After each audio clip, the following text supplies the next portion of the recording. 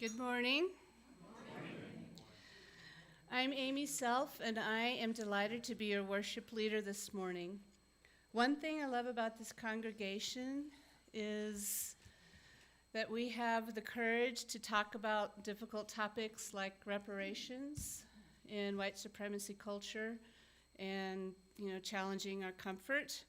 And hopefully we can start some difficult but necessary conversations, so I'm very grateful. I was reflecting on the church that I grew up in was very liberal, but I don't think they're talking about these issues. So I feel grateful to have a church that has the courage to do that. I want to extend a very warm welcome to everyone who's visiting with us for the first time. We are an intentional community gathered around our shared promise to support each other's individual spiritual journeys. We don't all believe the same things in exactly the same way, but we do share the same values and the same commitment to our spiritual growth. We share the faith that our beliefs become real when we act on them to make the world a better place. And we share the commitment to live a life grounded in community. If you're joining us online, fill out a visitor form in the link in the description. We'd love to connect with you. Wow, there's even more announcements. Did you add some this morning? Wow. Okay, I haven't read through all of these, but we'll be, Next Sunday afternoon, the Racial Justice team invites you to join them and others at the NAACP Boulder County Freedom Fund celebration. We'll gather outside the Mackey Auditorium on the CU Boulder campus at 2:30. You can find flyers on the desk in the office. Or by the office, on the desk, by the office. Next week, right after the service, there's a young adult brunch at Walnut Cafe. If you are 18 to 35-ish years old, you're invited. A group will gather out front and head over. Regardless of age, if you're looking for a way to deepen in connection, this is the last week to sign up for our Soul Matters small groups. Over the 6 sessions they meet, you go deep in a practice of authentic listening and deep sharing. Sign up at the welcome table. I highly recommend those. I've done several and they're life-changing. From 1 to 3:15 today, we're hosting the workshop Spiritual Care for Climate Distress, led by Reverend Kelly Dignan. Wonderful to have you here. Our former minister and current co-director of the Unitarian Universalist Ministry for the Earth. It says sit down.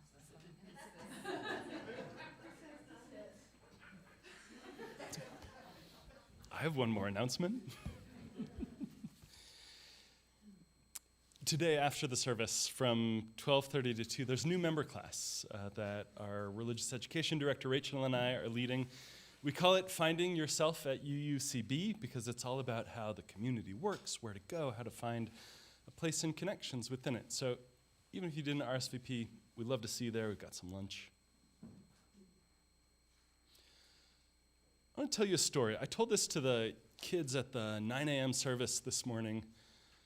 Our religious education classes are at 9 rather than 11, which is why you look around and see very few children in this room.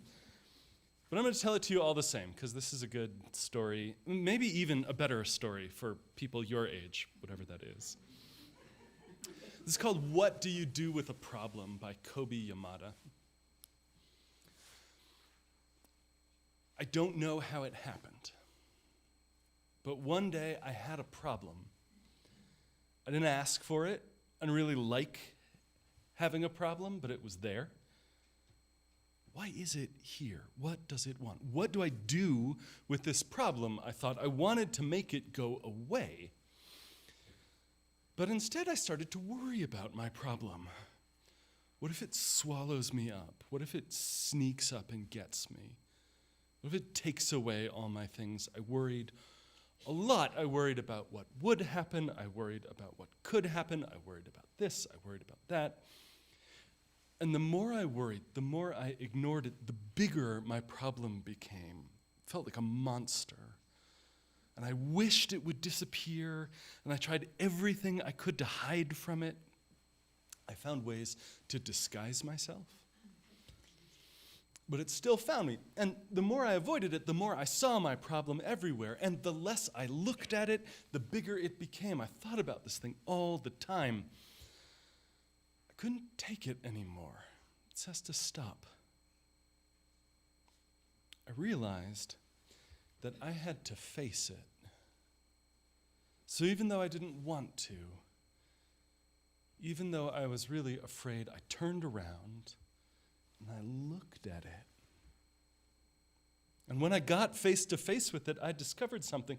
My problem wasn't what I thought it was. I thought it was a monster. I thought it was bigger than this ceiling.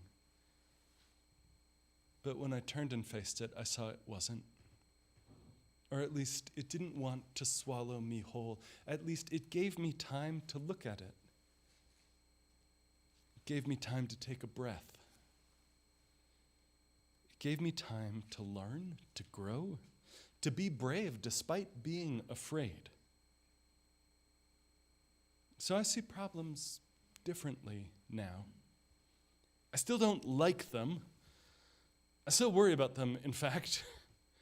But I'm not afraid in the same way. I'm not afraid to turn and look at them because I know their secret, that only in the looking at them can I be safe from them.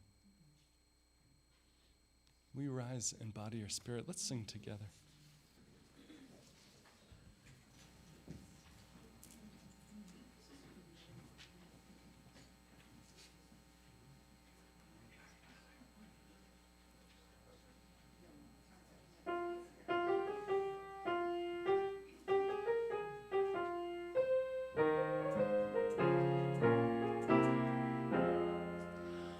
Once to every soul and nation comes the moment to decide.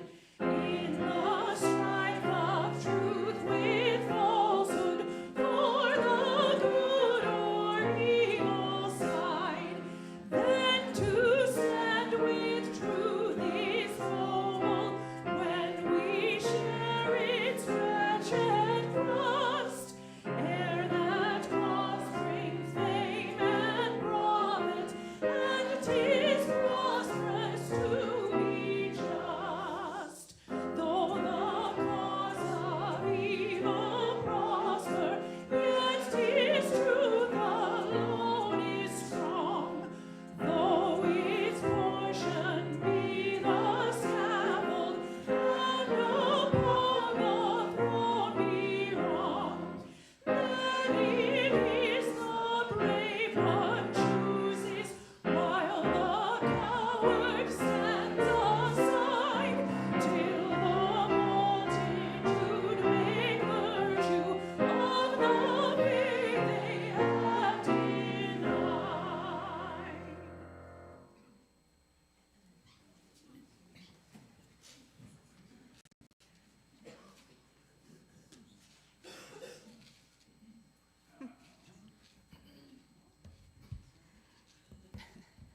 The chalice is a symbol of our liberal faith. It is the warmth of compassion, the fire of justice, and the lamp that lights our spiritual growth. If you're joining us online and have a chalice nearby, please get ready to light it with us. This morning, I am delighted to welcome back our former minister, Reverend Kelly Dignan, to light our chalice. You added this. Reverend Kelly served this congregation from 2015 to 2019, a period of our flourishing and spiritual deepening and the rediscovery of our own abundance as a community. Since 2019, she has worked as a spiritual coach, served on the board of UU Wellspring, and serves as co-director of the UU Ministry for the Earth. In that capacity, she leads a workshop here this afternoon on spiritual care for climate distress. Reverend Kelly, we don't usually give such long introduction for our chalice lighters, but it is a joy to welcome you back today.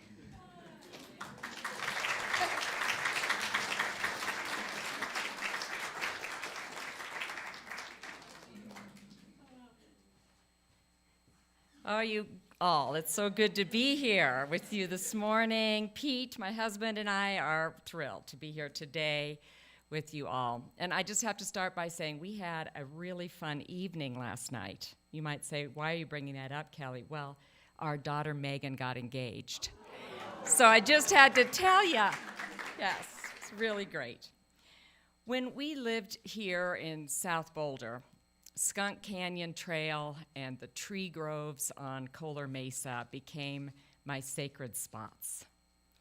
Almost every day, I hiked into the woods to feel the energy and the spirit of the trees, the birds, the air, rocks, and sunshine. It was here in Boulder that I developed friendships with hawks, bobcats in our backyard, and deer. Then all of you taught me about the power of gardening. You knew I had the black thumb. I mean, I was not a good gardener, but you taught me the power of community gardening and honestly, gardening at all, and it became a spiritual practice for me. So when we moved back to Denver, into the neighborhood where I was raised, the landscape was less dramatic, that's for sure, but there were friends to make every day on my daily Flatlander walks. And there was gardening to do. Our son Michael helped me build raised beds so we could grow food, and we replaced our sod in the front yard with a pollinator native plant garden. So friendship with the spirits of nature, reciprocity and gardening, these have become primary spiritual practices for me, ways that I connect to something larger than myself, and ways I deepen my compassion for earth and all life.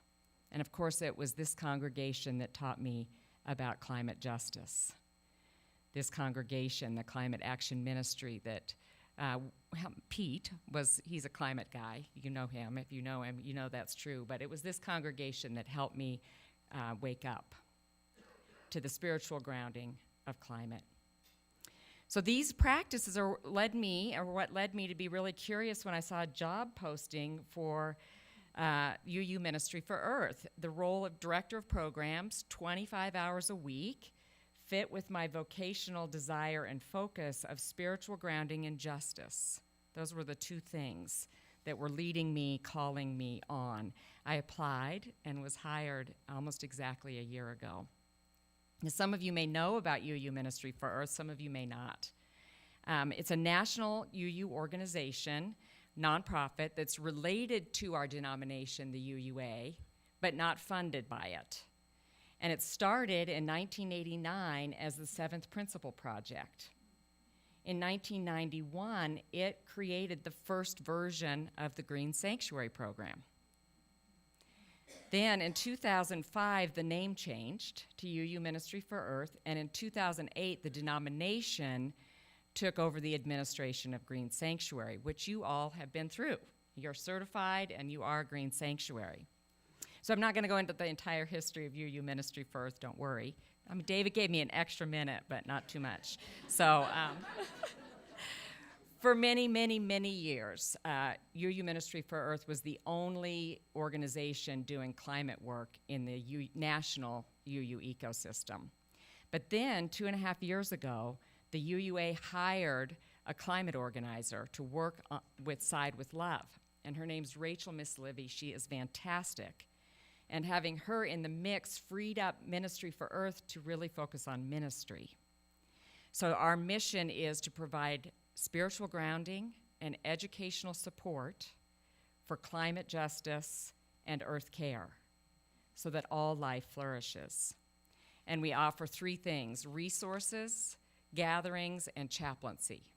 So for example, each month we publish a worship and small group ministry resource focused on climate and earth for congregations to use. Monthly, we host a full moon gathering online. We provide chaplaincy to UU advocates like CCL. I worked with the CCL group, Citizens Climate Lobby, before they went to Washington, D.C., to get prepared to advocate with a UU voice. And we do that at the state level, and we help folks plan spiritually how they'll do direct action like protests and vigils. And as Amy said, the workshop that I'll be leading this afternoon is a workshop that we've created for spiritual distress. So the practices that I built here and all the work that you all have been doing for a long time led me to the work I do now. My ministry is and always will be influenced by you and my time here in Boulder. So I light this chalice in gratitude for the Unitarian Universalist Church of Boulder and each of you.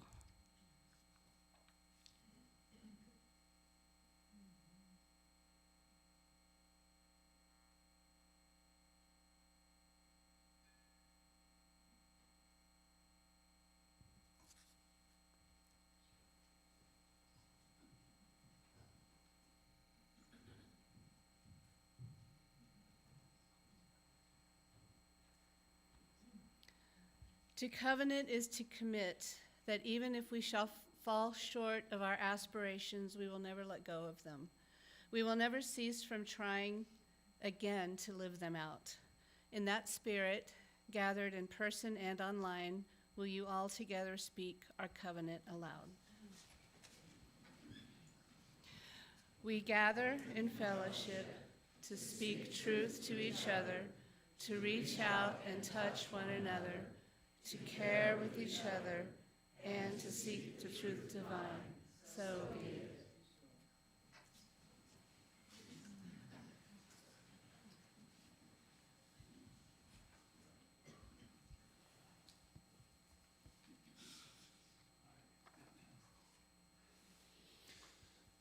Will you take a breath with me?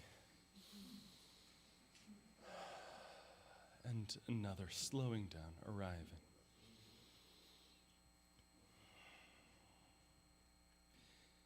The invitation each week is to join in this spirit of prayer and meditation. And it's not an invitation to do it all exactly perfectly. It's not an invitation to say exactly the right words or have exactly the right experience. Spiritual practice is practice because we just keep on doing it. And sometimes it goes well and sometimes it is hard. And we just keep on doing it. The invitation instead is to something more subtle. It's an invitation each week, I think, to open this interior awareness, this part of yourself that lets you ground down below, to find solid ground underneath all the worries or anxieties, the to-do lists or the swirl. It's an invitation into awareness, to reach out to one another, not in transaction, not in sort of the thin way that we pass each other during the week, but in this recognition of the essential humanity of each other and holding that with tenderness and with wonder. It's an invitation to ground ourselves in this vertical axis of life, this way of being in the world that connects to something larger than any of us, this love that holds us even if the experience of that doesn't make sense. So in that spirit, I invite you to join me in prayer and meditation. Our words for reflection this week are by the UU minister, the Reverend Julian Jamaica Soto, who writes this called Spilling the Light. Some people are used to keeping rules. Don't cross the street when the light is red, only sensible. It turns out that keeping rules isn't the same as keeping covenant, which asks us, instead of keeping a bright line, to keep our promises. To what have we promised ourselves? To this moment, in time and place? To this community, and even tenderly interconnected, this planet? We promise ourselves to the idea that we are each and all human beings, we promise that there is something moving between us that we cannot tame and cannot measure. And the chalice is a reminder that what flame we keep inside us cannot light the way. The light must spill to shine. The thing you must be is yourself, unadulterated, shedding the willingness to journey alone as though you're made of something hard and unforgivable. You are human. You belong right here, right now. And together we will chase away the sickness, the secrets, and leave only the open possibility that the future is a space for growth. And be together in silence for a few moments.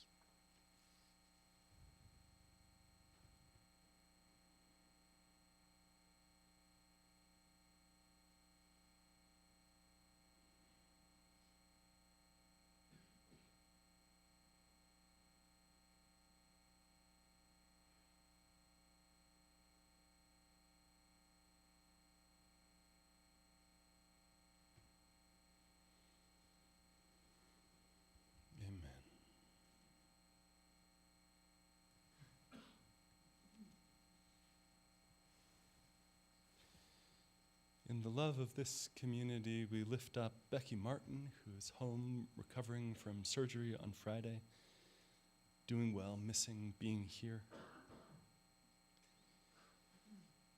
And we hold in love Dave Leonard, patriarch at the Boulder Valley Fellowship, who's died. Services there are on the 17th.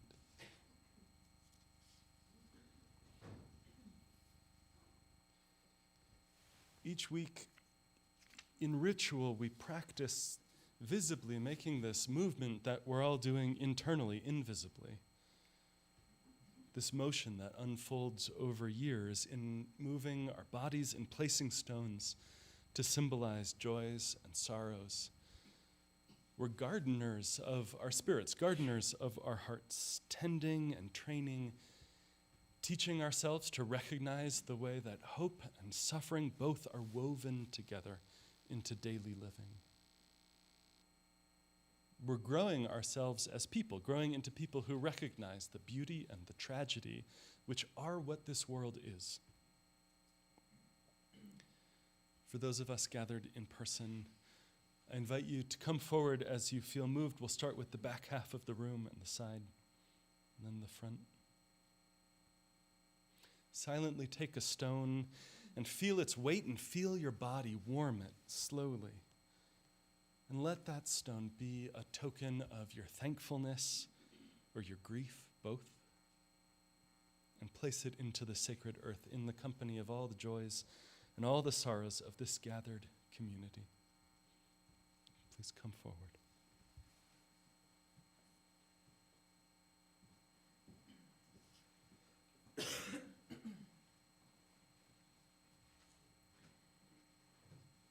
I am sending you light to hold you, to heal you. I am sending you light to hold you in love. No matter where you go, no matter where you've been, you'll never go alone. I feel you deep within. I am sending you light to hold you, to heal you. I am sending you light to hold you in love. No matter what you feel or what you choose to show, I'm always there for you, and so I want you to know I am sending you light to hold you, to heal you. I am sending you light to hold you in love. I walk the path with you. Go slow, dear one, don't hurry. I'll go just like you need to go. There is no need to hurry, 'cause I am sending you light to hold you, to heal you. I am sending you light to hold you in love. I am sending you light to hold you, to heal you. I am sending you light to hold you in love.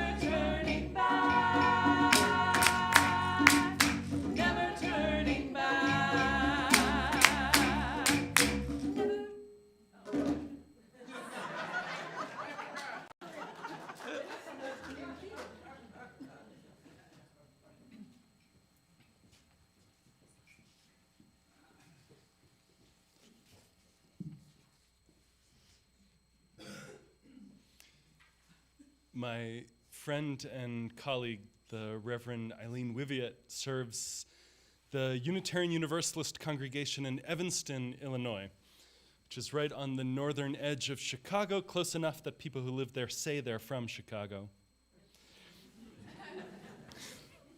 Evanston is one of the the bare handful of cities in this country actively working on reparations. Eileen shared this story last fall. She told me as a seminarian. As a seminarian, I was asked to preach several times during the summer of 2015.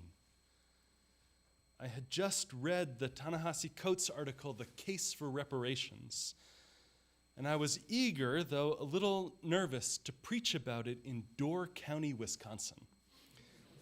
I wasn't sure how racial justice and reparations would be received in this small northern Wisconsin vacation town. Also, my mom was coming with me, and I wasn't sure how she would receive it. My mom and stepdad, conservative Catholics, have an RV parked in a campground in Door County. So she and I drove up together that August. And in this small sanctuary of mostly white-looking folks, an African-American family walked in and sat down just before the service started. I read parts of the story of Clyde Ross, who lived in the North Lawndale neighborhood of Chicago, and preached a message calling for an examination of the use and misuse of white power and privilege. Eileen says, after the service, an older African-American man came up to me and expressed his gratitude for the sermon. He was from All Souls Free Religious Fellowship, a congregation, UU congregation, on Chicago's South Side. And he shared his involvement in the work to integrate housing in Oak Park, western edge of Chicago in the 60s, 70s. And as we were talking, my mom walked up tearful and shared her story, which I did not remember hearing before. When she was 16 years old, in 1958, a real estate agent came to the house she had lived in for most of her life with her parents and her grandparents in Arthington Street, the northern border of North Lawndale. The realtor came to the door and said to her family, "You better sell now because they are coming," meaning African Americans coming across the invisible barrier of race in Chicago, Roosevelt Road, moving into the white neighborhood.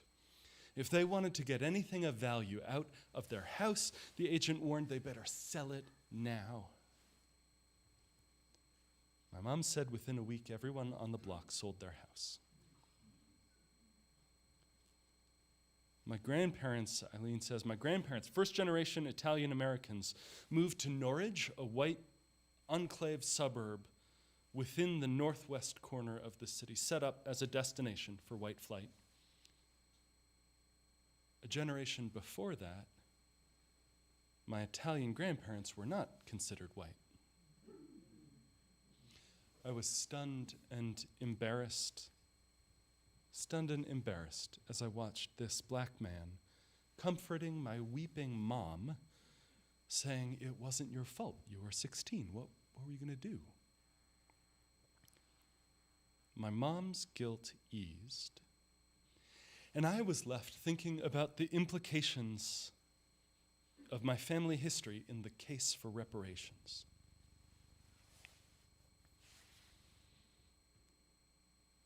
Sometimes, I think, the way the conversation about reparations unfolds, sometimes the way that conversation goes, even among well-meaning white folks, really boils down to, how much will it cost for me not to be ashamed of the past? And for some folks, that shame is so powerful, so profound, there will never be a price tag big enough not to feel badly. And for some folks, there's no shame about the past at all, and reparations of any kind just seem ridiculous. White guilt and fear and ignorance all seem to agree that the conversation about reparations, the most important part of it, the essential part of it, the real part of it, boils down to how much is enough and to whom. But that's not actually where the work begins. The work begins most importantly by asking, what happened? What happened? A call to reparations begins with telling the truth about the ways that the past is still alive in the present, still shaping the present. In 2014, Ta-Nehisi Coates writes this monumental cover story for The Atlantic magazine, The Case for Reparations. And of this story, almost none of it whatsoever is a philosophical argument for why one would give reparations of some kind or to whom. Almost none of that article is at all a program of how to go about doing it. Instead, most of the article is an analysis of how the past is still deeply alive inside of the present. That the legacies of federal programs and on-the-ground racism in housing discrimination demolished the possibility of generational wealth and opportunities in ways that still shape this very moment right now. The past is alive in the present, and the first work is the curiosity to wonder about that reality. I'll give you one example. Let's follow that thread in one place. In 2012, Wells Fargo settles a housing discrimination lawsuit for over $175 million. The bank had known that the loans they were making to African Americans could not be repaid, but made the loans anyways and obscured the reality of what they were. Why did that suit happen? Well, because in 2009, half of the minority-owned homes that Wells had made subprime mortgages to, and 3/4 of those were in black neighborhoods, half of them were vacant. Half of them had already gone belly up. Why was that happening in 2009? Well, in 2005, Wells Fargo actively targeted black communities with subprime loans. They had a unit specifically working with black churches to reach people who wanted to borrow. All right, but why were they doing that in 2005?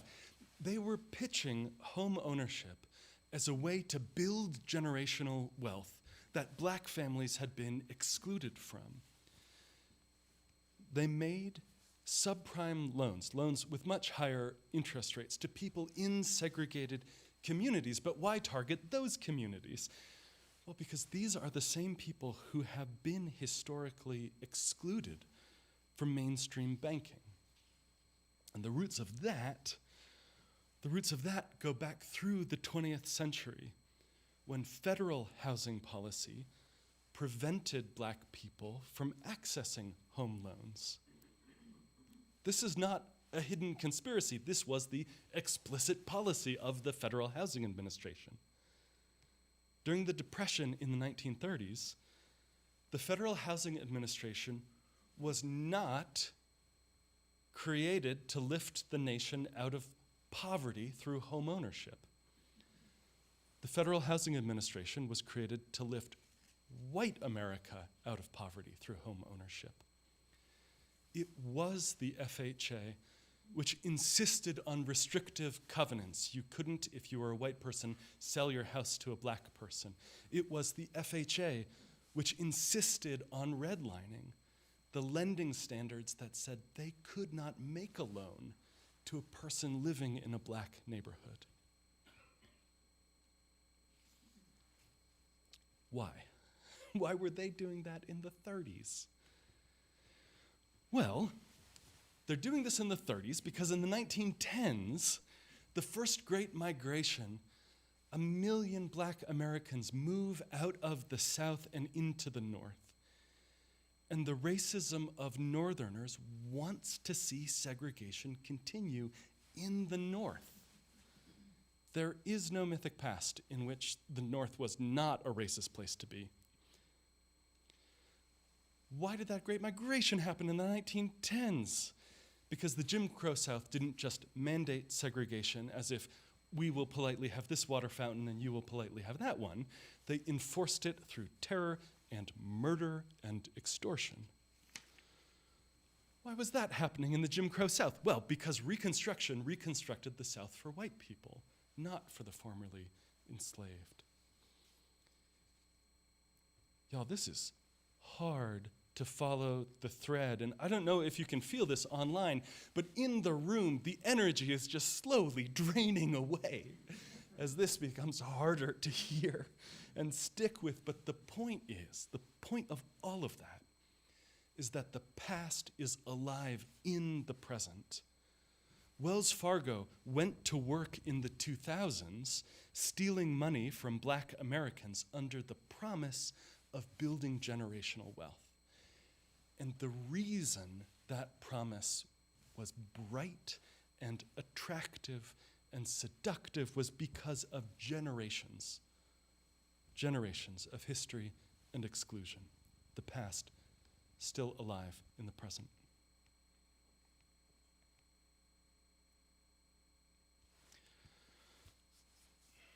A week ago, Thursday, Colorado Senate Bill 53 cleared its first committee at the Capitol.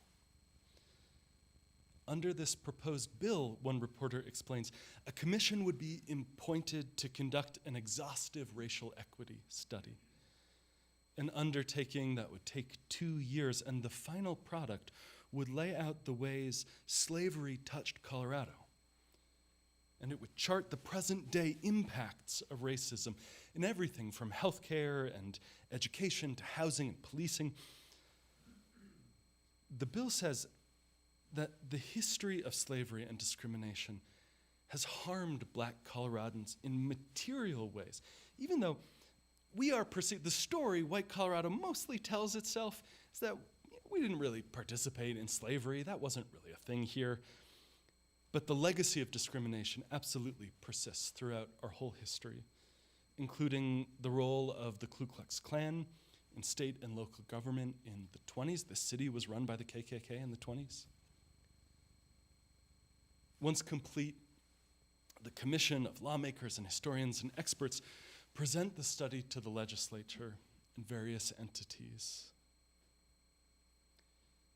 It was, maybe unsurprisingly in this present moment, a party line vote. And Senator Larry Liston from Colorado Springs, who voted against, said his big concern was that the report could set the groundwork for a push for reparations. And I quote, "Personally speaking, I am against reparations for anybody for any reason. Unfortunately, there were injustices that were done 150 years ago. We've tried to address them. Is everything perfect today? I don't know." He probably said it less sarcastically. What he's saying, though, what he's saying is the past is unrelated to the present. He's saying this horrible thing happened. That's progress. This horrible thing happened, but it doesn't have anything to do with us.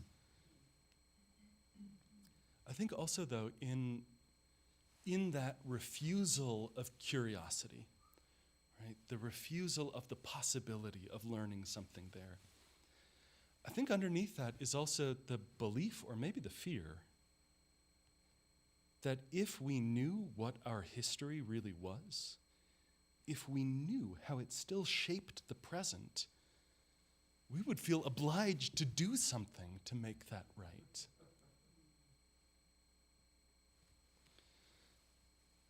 Rabbi Dana Rutenberg writes about repair, about reparation, about repentance.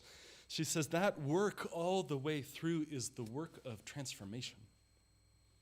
It's the work of facing down false stories and engaging with the painful reality. It's the work of being open to seeing ourselves as we really are.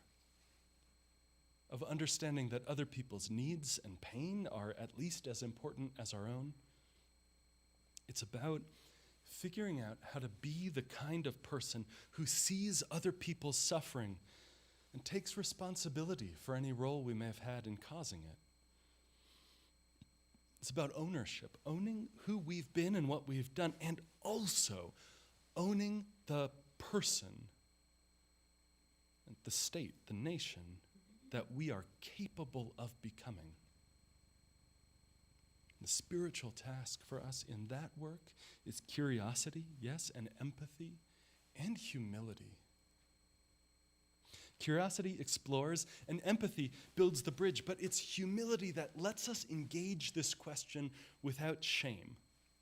Now, I know humility is sometimes used like a weapon, and people say you should be more humble, and what they really mean is, I hate you and you're terrible, right? Humility is used like a weapon. You should be more humble means you should think you're bad. No, this is not what, I'm throwing all of that out. None of that's welcome here. Humility, what it really means is temperance. It means balance. It means letting go of being the hero. It also means letting go of being the villain. It means letting go of being perfectly pure. You aren't, you're not gonna be. It also means letting go of being terribly tarnished. You're bad and broken and can't be fixed. None of that. Humility is the path through the middle of that thing. And it's always required when we go about changing the story of who we are. That's the work. Ta-Nehisi Coates says reparations is a revolution of an American consciousness. It's a reconciling of our self-image as the great democratizer with the facts of our history. Both of those. We can let go of the myth that we ourselves don't benefit from enslavement and its legacy.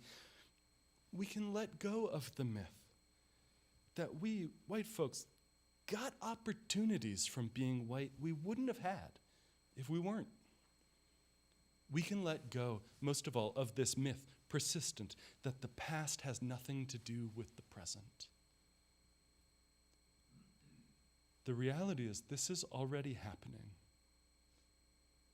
And our children and grandchildren will know these facts and face them and tell the story of this country in its full beauty and horror.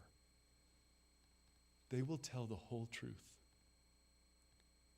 We don't have to wait for them to do it, to keep moving forward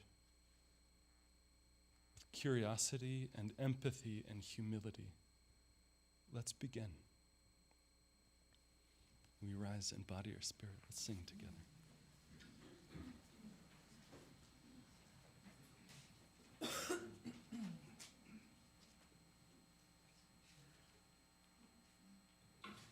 We'll sing one of my very favorite hymns, Life Calls Us On. It reminds us that we don't have to sit here in this grief, that actually our faith compels us to continue moving. And I promise I'll remember the tag this time.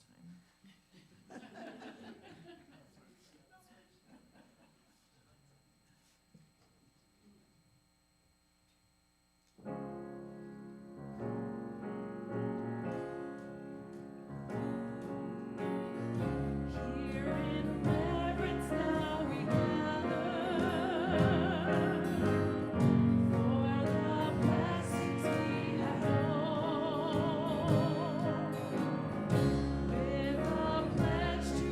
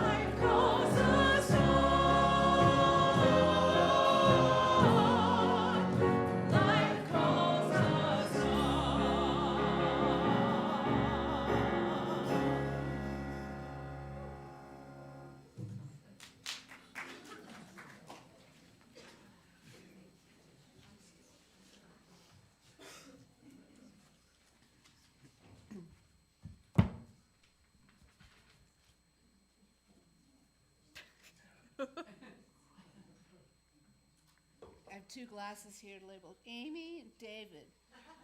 And I think someone drank from mine. That's okay. This month, we split our offering with the I Have a Dream Foundation of Boulder County, whose mission is to partner with youth and their families as they successfully navigate school, college, and career by providing a holistic academic, social, and emotional program from elementary school through college, along with post-secondary scholarship assistance. The dream is a world where every child has equitable access to the educational and career opportunities that will ignite their innate potential. Let me share one story. Bernardo and Miriam, parents of Dreamer scholars Andres and Marcus. Due to family circumstances, Bernardo felt forced to drop out of high school. He described this moment as a hard pause to his education. However, through I Have a Dream Foundation's Parents as Learners program, Bernardo fulfilled his dream of completing his GED and is now enrolled at Front Range Community College, pursuing an Associate of Arts degree in Business Administration. His wife, Miriam, is pursuing English as a second language classes as she prepares to enroll in a GED program. She is also part of the Parent Advisory Council, where she, along with other parent leaders, influence their Dreamer Scholars experience. Their sons, Andres and Marcus, are Dreamer Scholars in the Oak class, and they are looking forward to going to college once they graduate high school. To this important work, I invite you to give as generously as you are able. For those online, you can use the QR code or find a link in the video description. For those gathered in person, you can scan the QR code, there it is, or make a donation as the ushers now pass the baskets. May our gifts be used to enact justice, bringing peace and love to the Boulder community.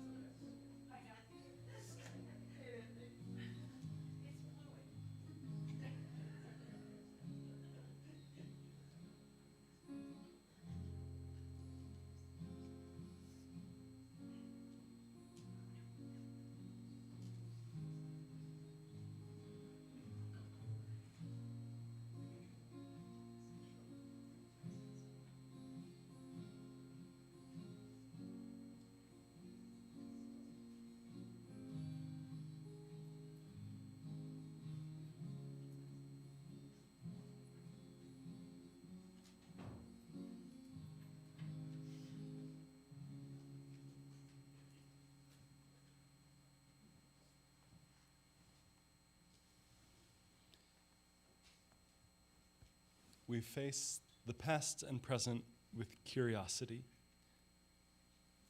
We turn to each other with empathy. And we turn to ourselves with a grounded and a loving humility. And then we go to work. Amen. You rise and body your spirit. Let's close in song.